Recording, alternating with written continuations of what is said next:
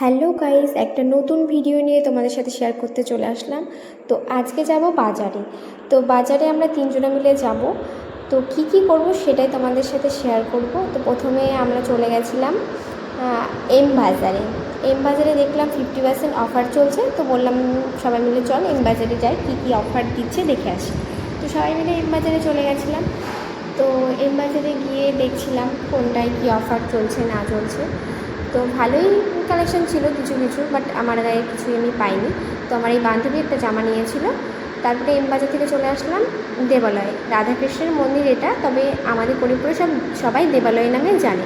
তো এখানে যেতে খুব ভালো লাগে, কারণ এখানে পরিবেশটা খুব ভালো। আর সন্ধ্যাবেলায় তো আরোই ভালো লাগে, কারণ এখানে কীর্তন হয়, তার সঙ্গে প্রসাদও দেয় আর সন্ধ্যা আরতি হয়। তো আমরা যাওয়ার আগে সন্ধ্যা আরতি হয়ে গেছিলো, তবে কীর্তন হচ্ছিলো। তো ওরা বললো চল একটু বসি, তো একটু বসে নিয়েছিলাম। তারপরে চলে আসলাম আমরা মোমো খেতে, যেটার জন্য আসা আর কি। আমরা বাজারে এসেছিলাম খেতে, তো মোমো খেয়ে নিলাম।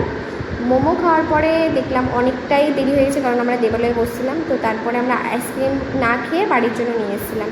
তো আসার পথে দেখলাম অবিতা বসেছে। অবিতার ফুচকা না খেলে আমার এই বান্ধবীর ভালো লাগে না। আমাদেরও খেতে ইচ্ছা করছিলো, তো আমরাও তিনজনে মিলে ফুচকা খেয়ে নিয়েছিলাম। তো ভিডিওটা ভালো লাগলে লাইক কমেন্ট শেয়ার করো। টাটা।